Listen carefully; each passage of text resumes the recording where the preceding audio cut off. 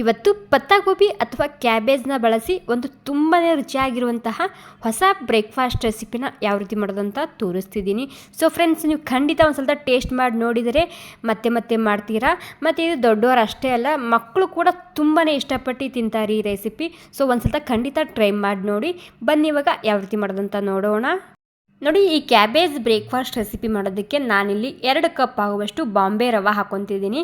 ಅಂದರೆ ನಾವು ಉಪ್ಪಿಟ್ಟು ಮಾಡಲಿಕ್ಕೆ ಯೂಸ್ ಮಾಡ್ತೀವಲ್ಲ ಅದೇ ರವೆ ಹಾಕ್ಕೊಂಡಿನಿ. 2 ಕಪ್ ಆಗುವಷ್ಟು ಹಾಕ್ಕೊಂಡಿನಿ. ಇವಾಗ ಅದೇ ಕಪ್ಪಲ್ಲಿ 1 ಕಪ್ ಆಗುವಷ್ಟು ನೀರನ್ನ ಹಾಕೊತಿದ್ದೀನಿ.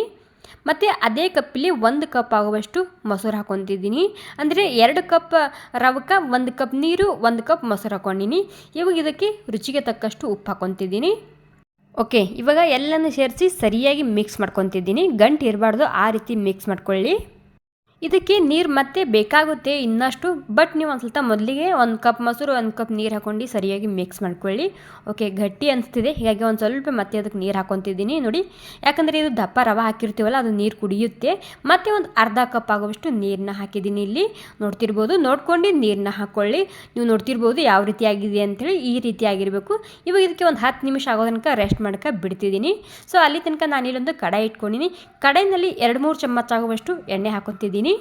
ಎಣ್ಣೆ ಗರಂ ಆದಮೇಲೆ ಒಂದು ಅರ್ಧ ಚಮಚ ಆಗುವಷ್ಟು ಸಾಸಿವೆ ಮತ್ತು ಒಂದು ಅರ್ಧ ಚಮಚ ಆಗುವಷ್ಟು ಜೀರಿಗೆ ಹಾಕಿದ್ದೀನಿ. ಮತ್ತು ಖಾರಕ್ಕೆ ಎಷ್ಟು ಬೇಕಷ್ಟು ಹಸಿಮೆಣ್ಸಿನ್ಕಾಯಿ ಹಾಕ್ಕೊತಿದ್ದೀನಿ. ನೀವು ಇಲ್ಲಿ ಖಾರಕ್ಕೆ ಹೆಚ್ಚು ಕಮ್ಮಿ ಮಾಡ್ಕೋಬೋದು. ಓಕೆ, ಇವಾಗ ಹಸಿಮೆಣ್ಸಿನ್ಕಾಯಿ ಹಾಕಿದ ಮೇಲೆ ಒಂದು 2 ಈರುಳ್ಳಿನ ಸಣ್ಣದಾಗಿ ಕಟ್ ಮಾಡಿ ಹಾಕ್ಕೊತಿದ್ದೀನಿ. ಓಕೆ, 2 ಈರುಳ್ಳಿ ಹಾಕಿದ್ದೀನಿ, ಸಣ್ಣದಾಗಿ ಕಟ್ ಮಾಡ್ಕೊಂಡು. ಇವಾಗ ಈರುಳ್ಳಿ ಮತ್ತು ಹಸಿಮೆಣ್ಸಿನ್ಕಾಯಿ 2 ಹಸಿ ವಾಸನೆ ಹೋಗೋ ತನಕ ಹುರ್ಕೊತಿದ್ದೀನಿ. ಓಕೆ, ನೋಡಿ, ಸ್ವಲ್ಪನೇ ಹಸಿ ವಾಸನೆ ಹೋಗಿದ್ರೆ ಇಷ್ಟಾದರೂ ಸಾಕಾಗುತ್ತೆ. ಇವಾಗ ಇದರಲ್ಲಿ ನಾನು ತುರಿದಂತಹ ಕ್ಯಾರೆಟ್ ಹಾಕ್ಕೊತಿದ್ದೀನಿ. ಒಂದು 2 ಕ್ಯಾರೆಟ್ನ ತುರ್ಕೊಂಡು ಹಾಕ್ಕೊತಿದ್ದೀನಿ. ಮತ್ತು ಒಂದು ಅರ್ಧ kg ಆಗುವಷ್ಟು ಕ್ಯಾಬೇಜ್ನ ಉದ್ದುದ್ದಾಗಿ ಕಟ್ ಮಾಡಿ ಹಾಕ್ಕೊತಿದ್ದೀನಿ. ನೀವು ಇಲ್ಲಿ ಕ್ಯಾಬೇಜ್ ಕ್ವಾಂಟಿಟಿ ಎಷ್ಟು ಹಾಕಿದ್ರು ಭೀ ನಡೆಯುತ್ತೆ, ತುಂಬಾ ಸರಿಯಾಗಿ ಬರುತ್ತೆ ಈ ಬ್ರೇಕ್ಫಾಸ್ಟ್ ಕ್ಯಾಬೇಜ್ನಲ್ಲಿ. ಇವಾಗ ಇದಕ್ಕೆ ನಾನು ಕ್ಯಾಪ್ಸಿಕಮ್ ಹಾಕ್ಕೊತಿದ್ದೀನಿ, 1 ಕಟ್ ಸಣ್ಣದಾಗಿ ಕಟ್ ಮಾಡ್ಕೊಂಡು. ಬಟ್ ಇದರಲ್ಲಿ ಕ್ಯಾಬೇಜ್ನ ಜಾಸ್ತಿ ಕ್ವಾಂಟಿಟಿದ ಹಾಕ್ಕೊಳ್ಳಿ, ತುಂಬಾ ಸರಿಯಾಗಿ ಬರುತ್ತೆ.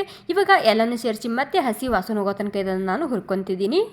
ಪೂರ್ತಿ ಏನು ಸಾಫ್ಟ್ ಮಾಡ್ಕೊಂಬೋದೇನು ಬೇಕಾಗಿಲ್ಲ, ಜಸ್ಟ್ ಹಸಿ ವಾಸನೆ ಹೋಗಬೇಕು ಕ್ಯಾಬೇಜ್ದು, ಅಲ್ಲಿ ತನಕ ಇದನ್ನು ಹುರ್ಕೋಬೇಕಾಗುತ್ತೆ. ಓಕೆ, ಇವಾಗ ರುಚಿಗೆ ತಕ್ಕಷ್ಟು ಉಪ್ಪು ಹಾಕಿದ್ದೀನಿ. ಮತ್ತು ಒಂದು ಸ್ವಲ್ಪನೇ ಅರಿಶಿಣ ಹಾಕ್ಕೊತಿದ್ದೀನಿ. ಉಪ್ಪನ್ನ ನೋಡ್ಕೊಂಡು ಹಾಕ್ಕೊಳ್ಳಿ, ಯಾಕೆಂದರೆ ನಾವು ರವೆ ಮಿಕ್ಸ್ ಮಾಡುವಾಗ ಕೂಡ ಹಾಕಿರ್ತೀವಲ್ಲ, ಹೀಗಾಗಿ. ಇವಾಗ ಎಲ್ಲ ಸಾಮಗ್ರಿ ಹಸಿ ವಾಸನೆ ಹೋಗೋ ತನಕ ಹುರ್ಕೊತಿದ್ದೀನಿ. ಸಾಫ್ಟ್ ಏನು ಮಾಡೋದೇನು ಬೇಕಾಗಿಲ್ಲ, ಜಸ್ಟ್ ಹಸಿ ವಾಸನೆ ಹೋದ್ರೆ ಸಾಕಾಗುತ್ತೆ ಇದ್ರದ್ದು. ಓಕೆ, ನೋಡಿ, ಒಂದು 2 ನಿಮಿಷ 3 ನಿಮಿಷ ಆಗೋ ತನಕ ಹುರ್ಕೊಂಡ್ರೆ ಸಾಕಾಗುತ್ತೆ. ಇವಾಗ ಇದರಲ್ಲಿ 1 ಹಿಡಿ ಆಗುವಷ್ಟು ಮೆಂತ್ಯ ಸೊಪ್ಪು ಹಾಕ್ಕೊತಿದ್ದೀನಿ. ಇತ್ತಂದ್ರೆ ಹಾಕ್ಕೊಳ್ಳಿ, ಇಲ್ಲ ಅನ್ನೋದಾದರೆ ಸ್ಕಿಪ್ ಕೂಡ ಮಾಡ್ಕೋಬೋದು. ಅಥವಾ ನೀವು ಮೆಂತ್ಯ ಸೊಪ್ಪಿನ ಬದಲಾಗಿ ಇಲ್ಲಿ ಪಾಲಕ್ ಸೊಪ್ಪು ಕೂಡ ಹಾಕ್ಕೋಬೋದು. ಅಥವಾ ನಿಮ್ಮಲ್ಲಿ 2 ಇಲ್ಲ ಅನ್ನೋದಾದರೆ ಸ್ಕಿಪ್ ಕೂಡ ಮಾಡ್ಕೋಬೋದು.